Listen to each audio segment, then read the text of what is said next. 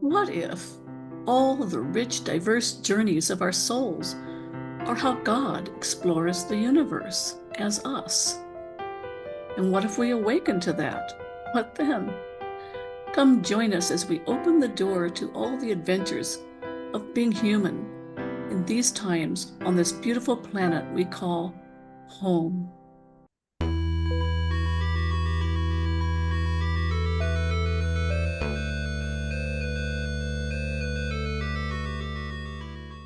Welcome to today's show. We have a wonderful, deep conversation today with Sandra Filisof-Schipper, a good friend from Vancouver, BC.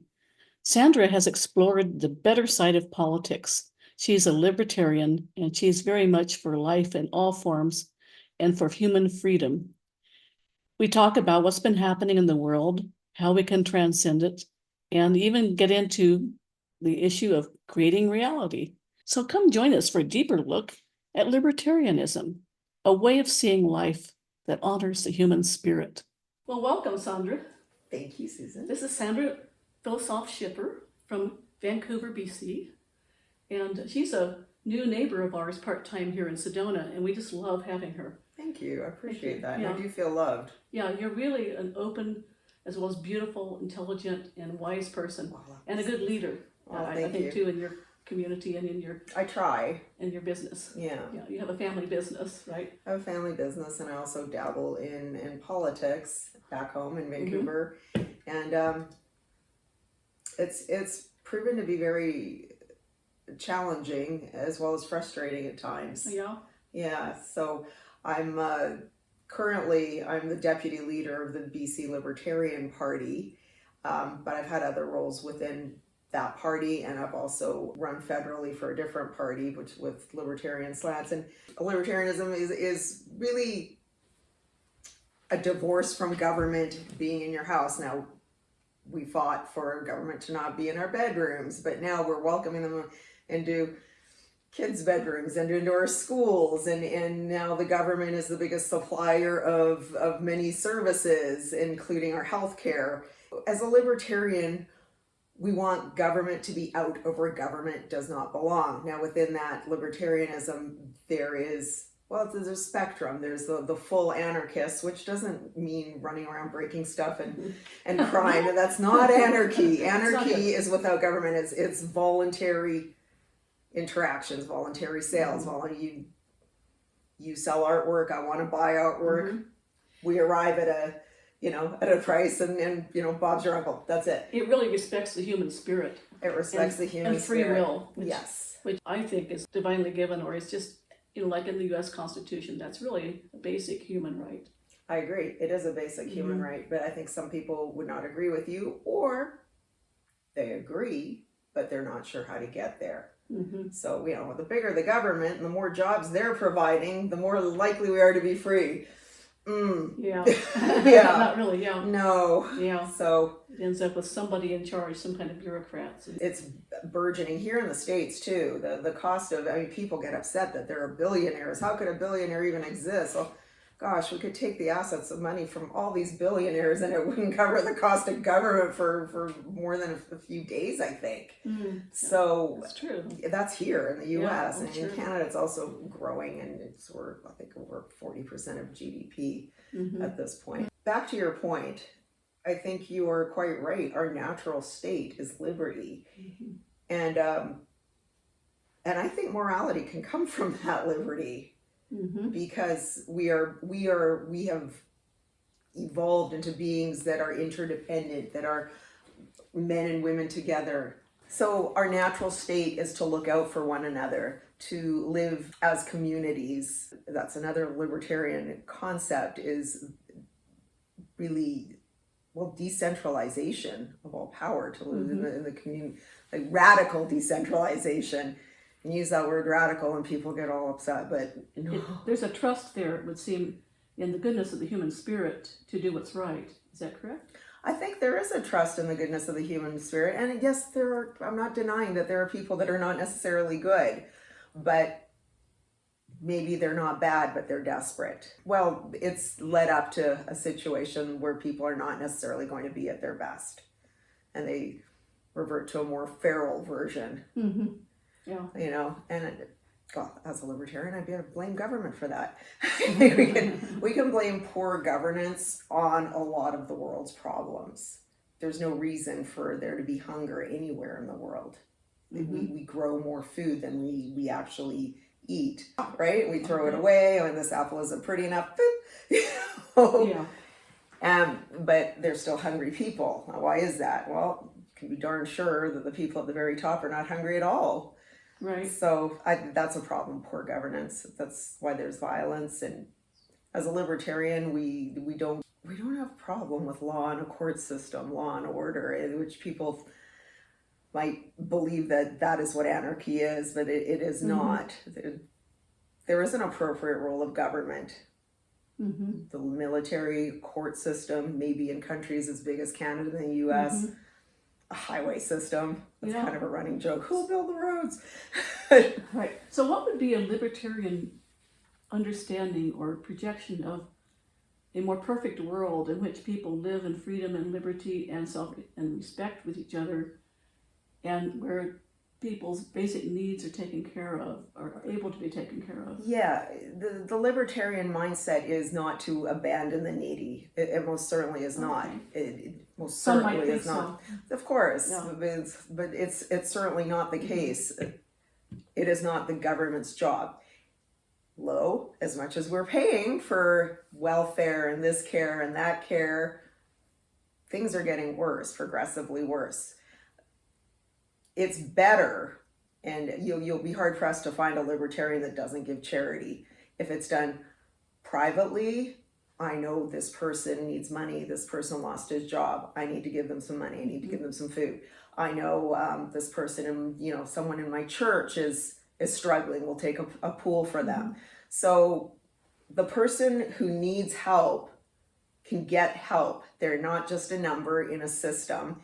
And it also discourages the intergenerational welfare. This is my new career, welfare, because I got the free money. Free money is addictive like crack. And it's not good. It doesn't do anyone any good, including the recipient. Right. So if it comes out of your community or private charity, private social groups, your church, your whatever club you're in, whatever it is, it'll go directly to where it's needed rather than the giant, the government organization, whatever ministry of this, that, or the other it is, because they've got huge overhead instead of money going more directly to where it needs to go. So libertarians are certainly not against charity. I can imagine that some people who are listening, knowing what seems to be coming down now with AI and all that, and predictions of massive job loss being replaced by, robotic type intelligence and just things where people aren't needed. And we've seen this trend really over the last 100 years or more. Could there be a situation in which there really aren't decent jobs for people and there's a need for some kind of government support? That seems to be what the World Economic Forum is thinking that we're heading for, and they'll just give a sort of a universal basic income. That's just a bare amount of what you need to kind of keep people from revolting, I suppose. Yeah, well, it's to control people is what it really is. So if you pay people to work, they work. And as it turns out, when you pay them to not work, they don't. So that's I don't trust that philosophy at all. There have been studies done on universal basic income, and it sounds like a good idea. And I think a lot of people that are proponents of this do mean well. Of course, who wants poverty? Nobody, right? Who wants it? Not just for me, but I don't want it for you. I don't want it for anyone. I don't even, I don't want it around us. I don't want it to. Nobody wants poverty. So it's not that people are greedy or anything like that. So this is all about control, and it seems to be right talk now about that. But can you imagine the possibility of a world in which people didn't really need to work a whole lot to produce food and basic shelter and all that, and in which there was some even distribution, and if you want to go further, then you work, because if there weren't that many jobs, let's say. I understand. I think jobs will change. the Luddites were breaking the sewing machines because they thought there would be no jobs. But there are other jobs. Jobs come now. Now someone can build sewing machines. Someone can repair sewing machines. Someone can teach other people to use sewing machines. Or there could be perhaps creative jobs, things that are interesting that might, if society had extra income. Jobs will shift. Technology has already changed the food industry, which we were talking about earlier. The reason we produce more food than we need is because of technology. In the States, the US, I believe about 2% of work goes into producing food, where you get somewhere like China with much less technology, it's about 40%. Oh. And that's changing. China is growing really fast. They're open for business, that's for sure. So I think the same is going to be with AI. And I think AI is a version of maybe like books or the internet. Of course there are bad ones. Of course there are scary ones. That doesn't mean it's not so a bad idea to do away with any of it. Right. So I think, could we get to a place where we don't have to work? I think we're already in a place where we don't have to work much compared to what we used to do. That's an operative term there, don't have to work much. And so maybe people could, like was always imagined for a long time. I remember my parents talking about this and imagining that there'd be a time when there'd be a lot more leisure. And I think there is actually now. There is. I have a washing machine. Right. I have a dishwasher. And so it seems like in theory we could pursue the arts and creative things and maybe have nicer restaurants with people, just more luxurious lifestyle in a way in which people more comfortable would still do things, services, massage, what you name it, working out in gyms and all that kind of stuff. That's not really AI friendly. That could happen, and even the AI world is going to be a huge producer of jobs. For sure, the AI world. It won't. It's not like, I don't imagine it will be like Hell. What was that movie? Oh, Hell in Space Odyssey. 2001: A Space Odyssey. Yeah. Or it's actually running everything. I am here to serve. It's like, that was scary. Yeah, right. So I don't think I don't think we can get there necessarily. I don't think it can simulate thinking, but is it really thinking? No.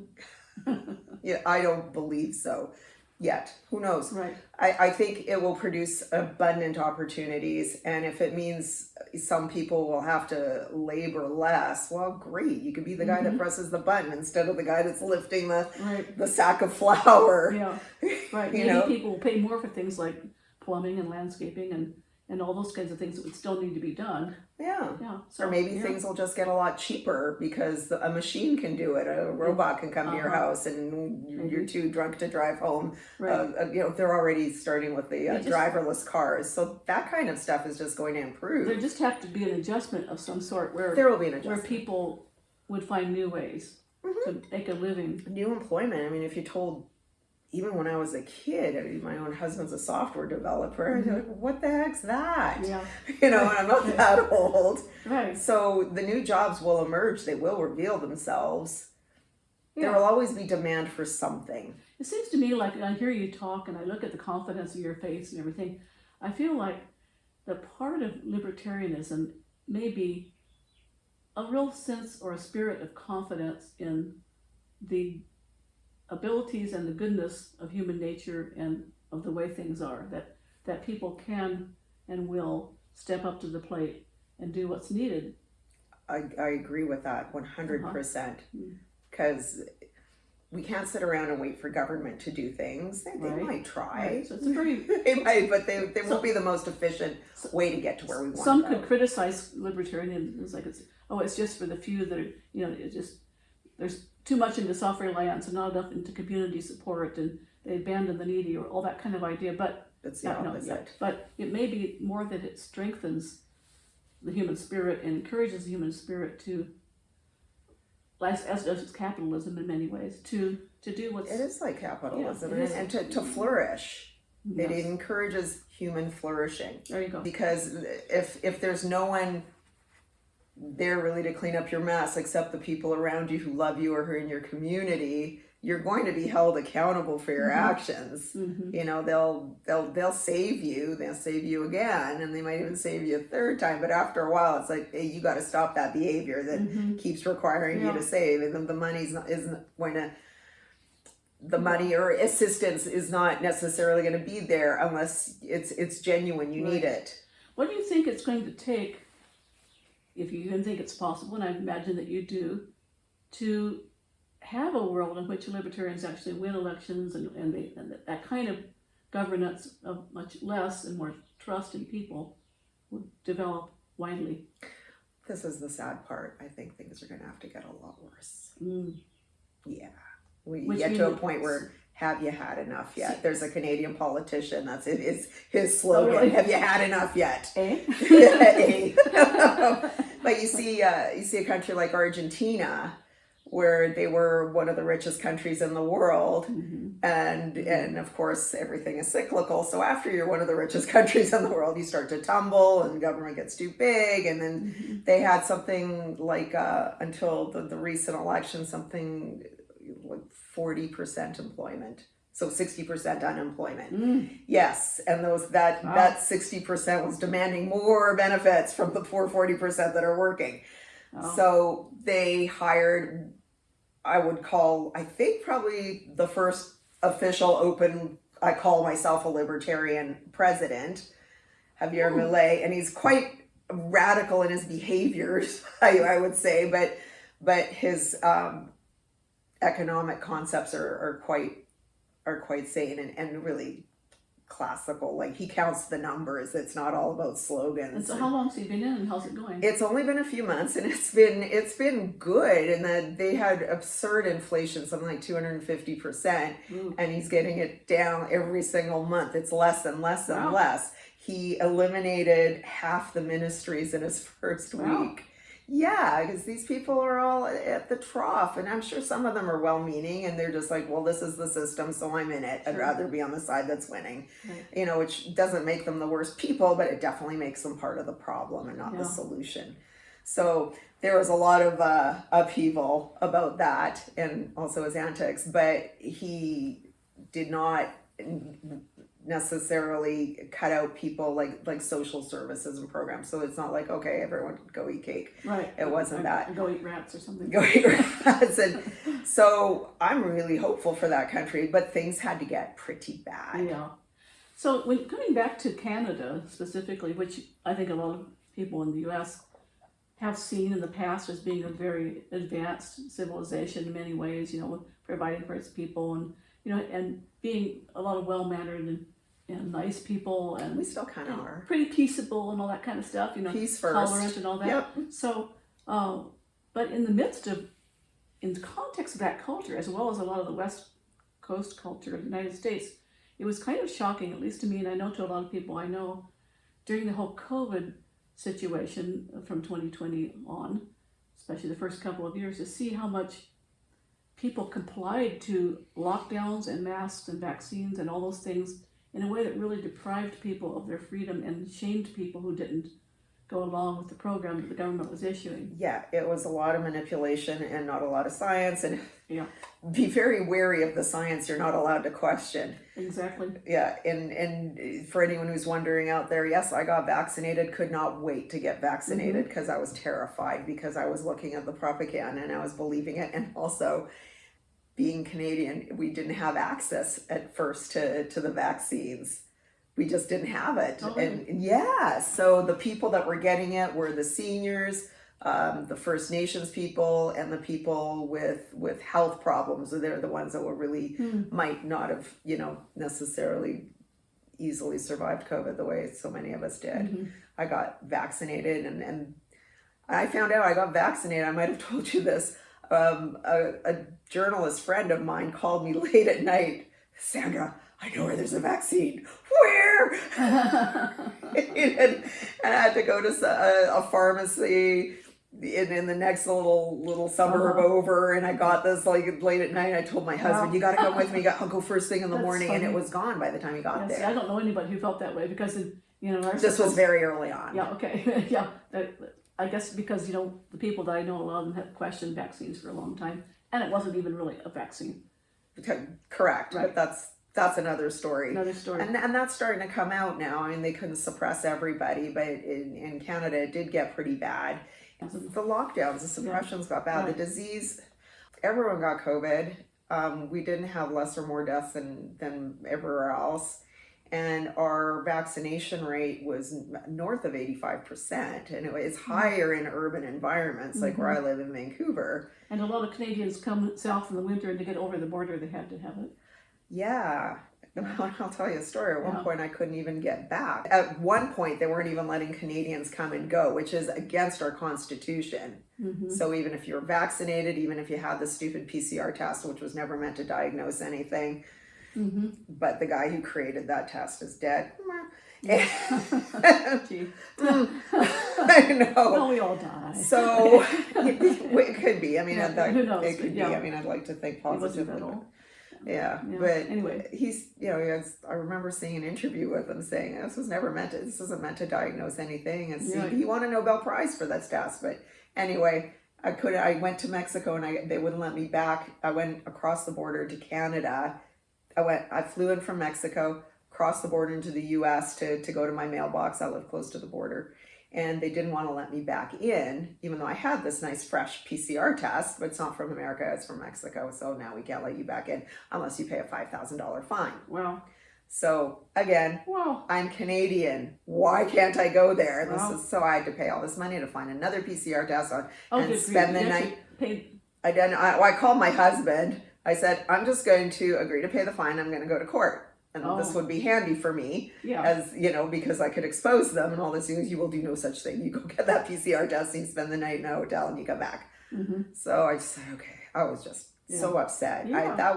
I've never been so disappointed in Canada as that. I was just in Blaine, Washington, just crying my eyes out. How could this happen? Yeah, we have another Canadian friend from Toronto who went through many of the same feelings, and she really wanted to come to one of our veterinary homeopathy events, and it was so sad for her. She finally was able, when she learned that they weren't actually checking for vaccine passports by land.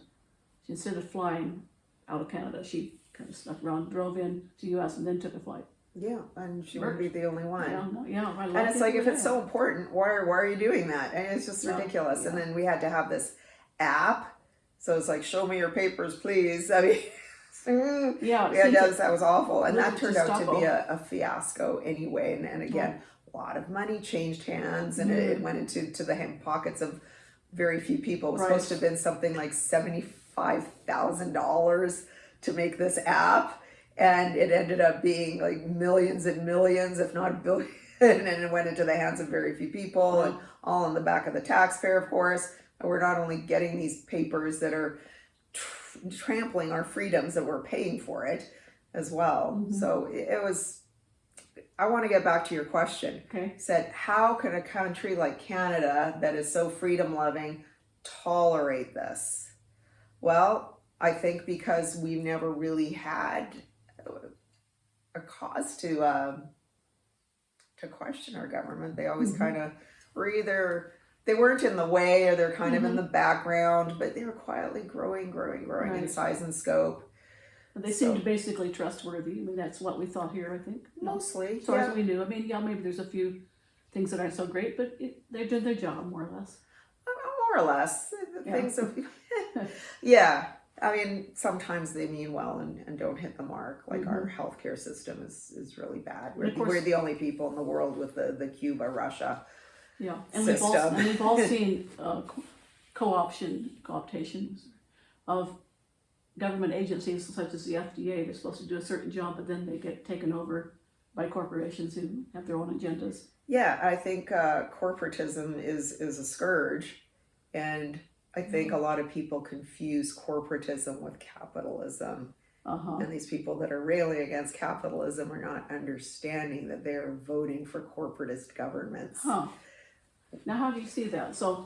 Well, just look at the social welfare numbers. In Canada, we spend probably not quite as much on a corporate welfare, but getting close to the numbers that we spend on corporate welfare as we do on healthcare. So that's a lot of money. Yeah. Not that the healthcare is the best, but it's one of the most expensive. I'll give you that. Yeah, really. Yeah, the Canada and the U.S. spend about the same per capita on healthcare, whether it's privately or publicly. I would have guessed otherwise. Yes. Well, because we're paying for a lot of red tape. We don't have as many doctors, we don't have as many nurses. Yeah. You look at Germany, which spends about per capita what Canada does, and they've got like twice as many nurses, 3 times as many doctors. That might be reversed. Lots more diagnostic equipment. So, you know, if I needed an MRI, I'm not getting one for weeks, if not months. Okay, it's free, but it's not free. Yeah, and it's increasingly that way here too, I think. It's hard to get. It's hard to get healthcare. things. There's a long wait, at least where we live here. Sedona's kind of hard. But even in Phoenix, my mother is going to have to wait 6 weeks to see an oncologist. That's horrible. Yeah. So in BC, so the provinces run their own healthcare, except we send the feds our money and they give us back a little bit of our own money, and we better do what they say. So anyway, in BC, we're actually sending cancer patients into the US. The government's doing it. The government is the healthcare system. It is. There's no private. I mean, if you wanted to go to a private doctor, there's plenty in the States? No, we're not in BC. We can't do that. So we have you can't just pay. No, a doctor, a surgeon had opened up his own a clinic, and he kept going to court again and again to remain open, and he finally just lost for good. Wow.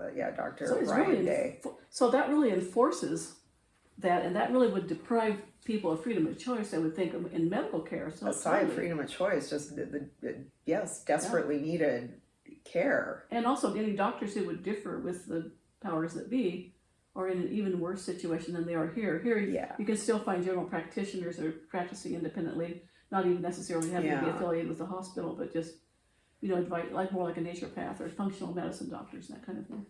Yeah, well, in BC, we're really paying for it. I have friends, my personal friends, that are just, I'm not going to be a doctor here anymore. And they're leaving. So they bought a place in Alberta and another place in another country, just in case they need to leave Canada totally. And this is,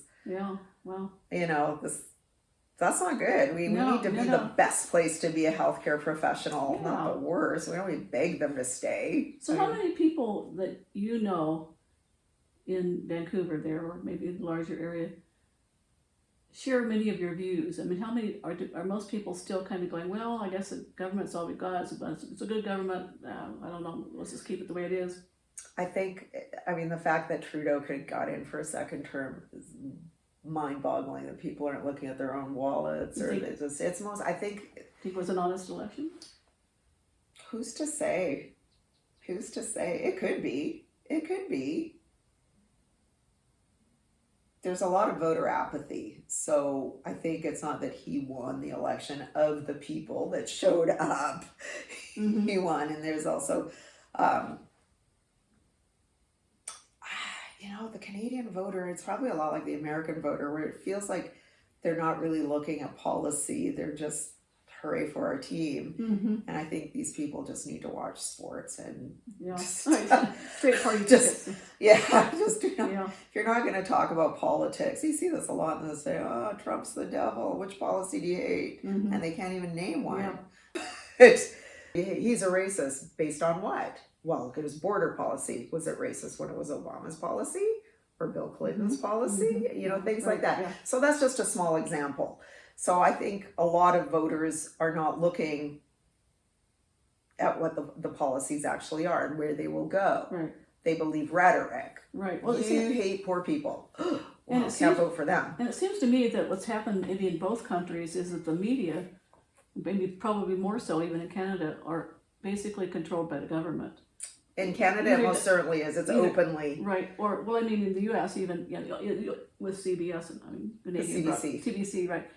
And in the U.S., taxpayer funded. Right, we have PBS and so forth. We have other so-called private corporations, but it's come down to a very few, and there's a lot of governance and a lot of connection, I'm sure, with the deep state, as we call it,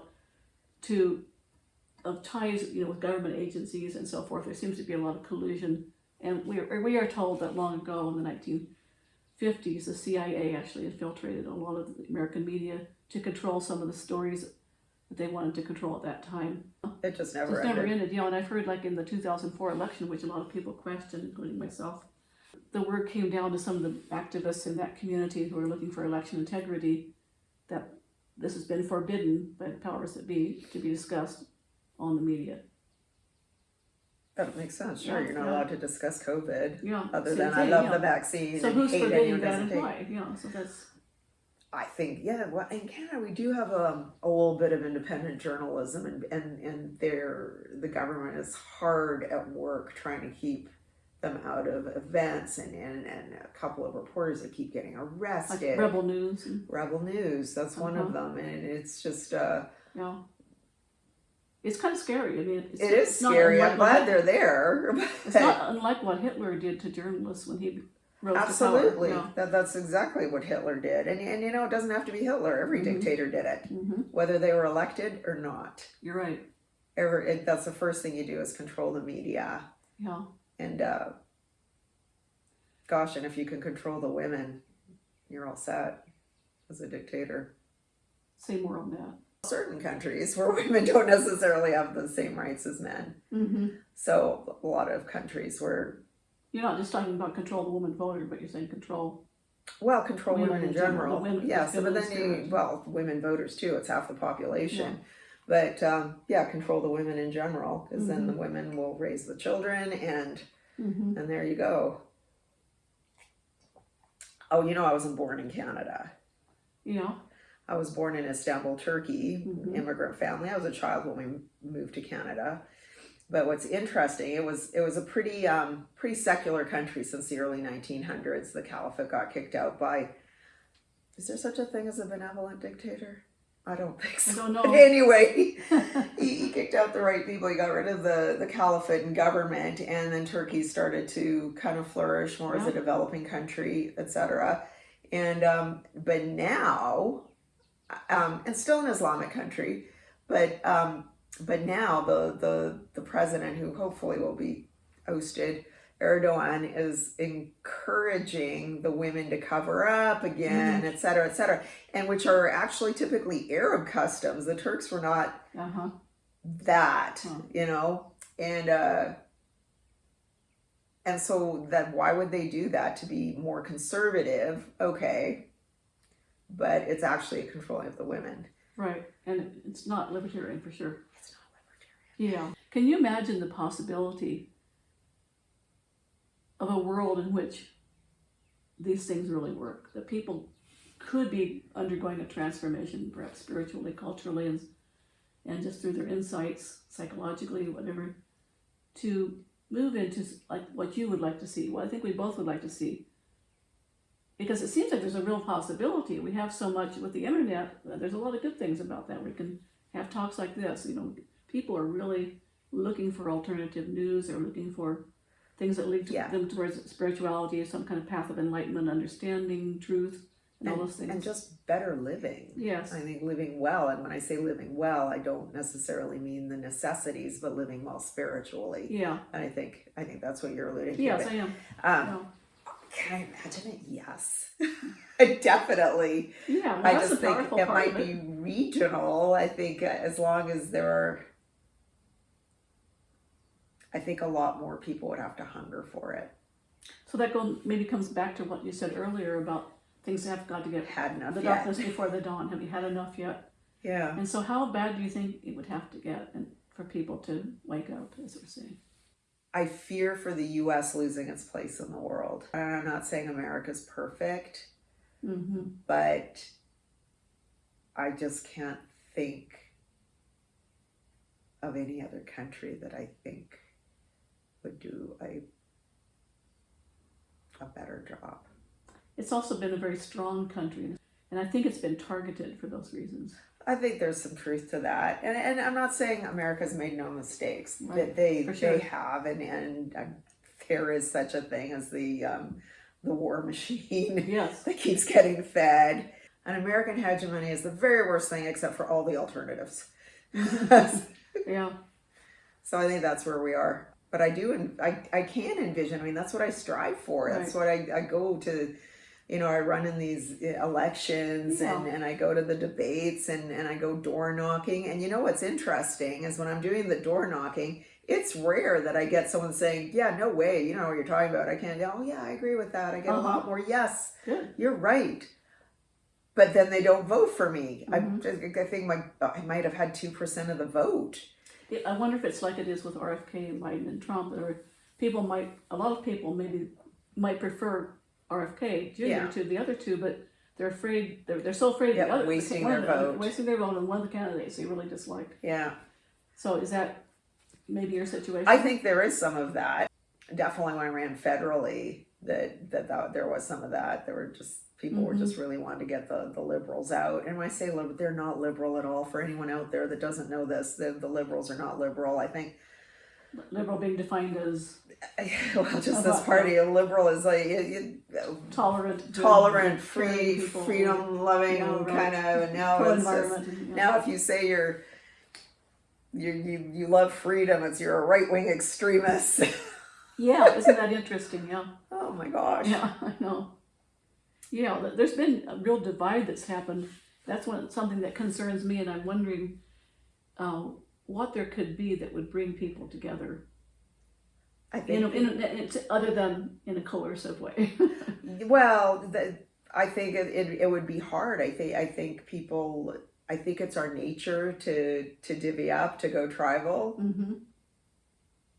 I think people don't want to fight that. I think people are not encouraged by the media and by the internet. They live in a much bigger world where, if there was no end, you would be more encouraged, you'd be more likely to love thy neighbor because you know thy neighbor. Mm-hmm. Right. The guy that lives down the street, you know the kid's name. Their kids go to school with my kids. That's your neighbor. Yes. So if he didn't vote like you don't have to call him Satan. Right. Anything like that. It wouldn't happen. No, he's a nice guy. I ran into him at the store today, Right. I would, just off the top of my head, at one point in my life, I probably would have said, well, a lot of the problems in the world are because of urbanization, overpopulation, and so people become more impersonal with each other. They don't know their neighbors, and there's transients, people come and go, and they're so mobile that you don't have that innate sense of community. And yet, a couple of days ago, I went on a tour of Sedona, in which the guide was explaining a lot to us about the history of early peoples here, and it wasn't any paradise in some ways. I mean, there was some real oppression and cruelty, from one tribe to the next, and so yes, like there was cannibalizing of people. And slavery was alive and well before any European got here. Aztecs apparently were human sacrifice. We're doing human sacrifice on Hopi to keep them as their slaves. I didn't realize that. Slavery. Yeah. I think slavery is also human nature. So I think this concept of let's revert to our natural selves. Yeah, right. I think we can do better. And I just heard. And we do better. And I just heard this morning. I've heard stories about chimpanzees, which we're probably the closest to genetically. Can be just perfectly fine if they have enough food, and they'll treat each other fine. But if food isn't in short supply, they will be vicious with each other. One male will rip the other's balls off. I mean, eat their face, and they'll do that with humans too. Right. So I think it's the same thing. If it's just if resources are scarce, behaviors change. Right. So I think AI might be helpful that way rather than dangerous. So the flip side of the AI, and I think a lot of people are worried about, is the loss of privacy, which has already happened. It's gone. The age of privacy is gone. Honestly, which doesn't matter. I mean, if Amazon knows what my favorite color is, who cares? Purple, right? But what about the politically inconvenient like me? I'm not dangerous to any party yet, but I know if I was, someone else might be. Right. In the past, I have at times been really concerned about that, like when I was an election integrity activist in the 2004 election, and then surveillance started coming in more after the Patriot Act in 2001 and all that.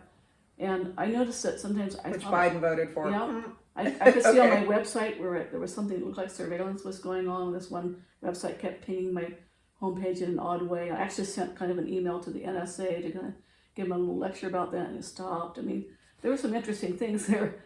And I was stopped at the airport. I thought more than for a thorough search, more than it seemed justified. Yeah, this isn't feeling random. And I was feeling like that. During certain points, I was really getting pretty frightened that maybe I better have a plan to have some safe place or whatever. I was in a small group of election integrity activists that was of maybe 100 people nationally who were questioning the election. All that was starting to concern me. And with the whole COVID thing and the amount of crackdown that we saw and the amount of potential we have seen for tyranny and the tyranny we have seen, it was really concerning. But you know, lately I'm finding something else is coming to my mind. I have increasingly a faith that things are going to work out, and I feel like it's not just a faith in some destiny or some remote God or something doing that, or somebody coming in to save us, you know, on a white horse, but more, I feel like it's something that maybe collectively we are learning, or some of us, certain percentages are learning that we have some part, that our consciousness has some part in the creation of this reality. Some are saying that even perhaps it's a simulation. There's support in physics for that. And I'm just feeling like I'm going to hang my hat there, I think. I'm going to just, instead of worrying about these things so much, especially things I can't do something about, I'm going to, in my mind, affirm that things are going to work out the way they should. And there may be different timelines for all we know. We talked about timelines. Yeah, and I had a chance a couple of weeks ago. You know, about a year ago, to talk with a man who'd been on Obama's science team and who was the head of a physics department at a well-known university. And I asked him, do you believe that there are parallel timelines and other timelines and all that, like some physicists say? He said, absolutely. Huh. And I said, how do you know that? And he said, we can't really prove it, but all the evidence supports it. And so, and I've heard others say that are more mystically oriented, and I'm just starting to think it explains a lot that consciousness is primary.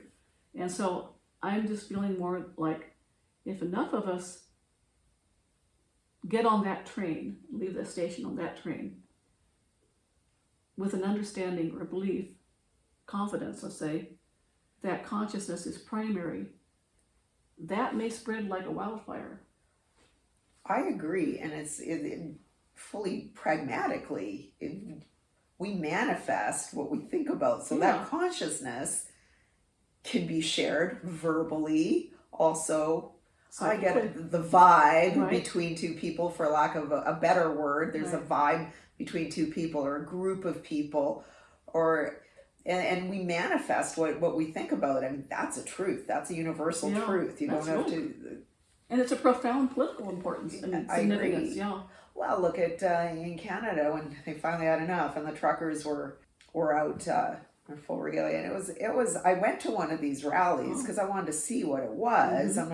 It was certainly not what they were saying on the news. It was very peace and love. Right.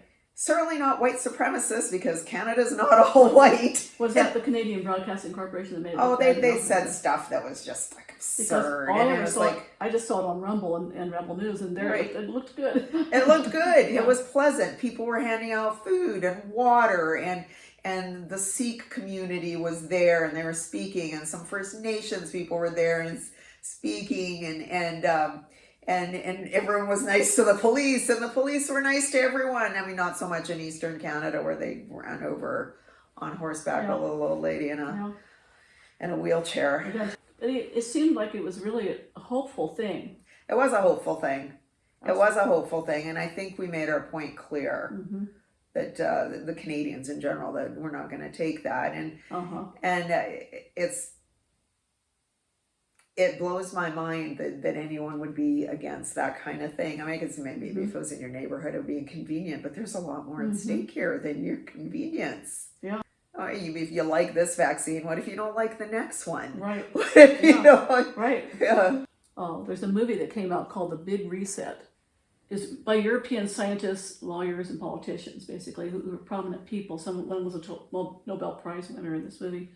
And they had some really important revelations about what was going on with the shots. And they showed in an experiment they did out in an open field in France, the vaccinated versus unvaccinated people, that there's really did appear to be surveillance technology in those that were vaccinated.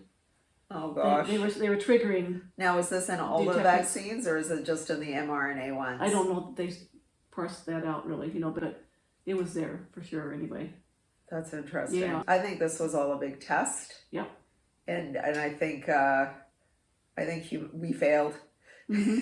I think Mm-hmm. it's frightening that people are so quick to turn against their friends and neighbors and relatives. People that you thought were just fine 10 minutes ago are now your Right. enemy. Yeah, we found that here And too. and yeah, Yeah. guess what? You got COVID anyway, despite your 7 Right. vaccines. Yeah, and some of those people are no longer with us because they died.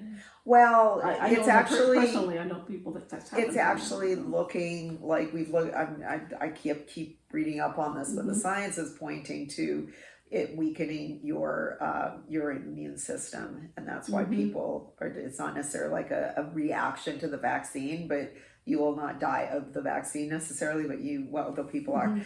you will die of Mhm. something else. That's why we have super cancers and Mhm. people. Oh, he was coughing and then he died. Yeah, and there's something like a 40% increase in all-cause mortality amongst the younger middle-aged, especially males. I think athletic people and so on. Yes, there's a huge increase there's a an great increase concern. overall in mortality. Right. There's But it's safe and effective. It's safe and effective, Sandra. That's why nobody got COVID. Yeah, that's right. It's been an interesting conversation. I really value what you do in the world and what you bring to it in your intelligence Oh, Susan, I wish I could bring more. and your persistence and your enthusiasm. Thank I you. wish there was more of that too. And I value you as a friend and a part-time neighbor, and in the larger sense, a Canadian neighbor. Yeah. Over there. For all those reasons, and I trust and I was going to say hope, but I'm going to affirm that we're going to create a world here in the coming years and decades that's really the kind of world we want to see. I agree, We're and I together on think that, yeah. we have to keep our strength. Right. I think it keep our transcends action. politics, but it includes It politics. does, but we have to lead from a place of love always, Mhm. and we have to love people we don't necessarily like. That's what I see in you. I see in your eyes and I see in your demeanor a quality of love and caring. So it's not like libertarian in the sense like, let's have we don't want any regulations. Not at all. It's a big-hearted path that you're on. Yeah, well, you have to lead with love, and then you're gonna less likely to make mistakes. Mm-hmm. Did you learn that in your business, or just to lead with love? You find that effective, or where'd you No, learn? How'd you learn to do that? more of a spiritual kind of journey that I've been on through. Right. Oh, maybe a little bit of religion and life, Uh-huh. yoga, martial arts, yeah. that kind of stuff. Yeah, what some people may be surprised to hear is that you are a karate master. I'm not a master. I'm a karate You're a black belt, participant. I'm a black belt. Yeah. Yeah, black belt. Well, that in my mind is a karate master. Okay, compared to this.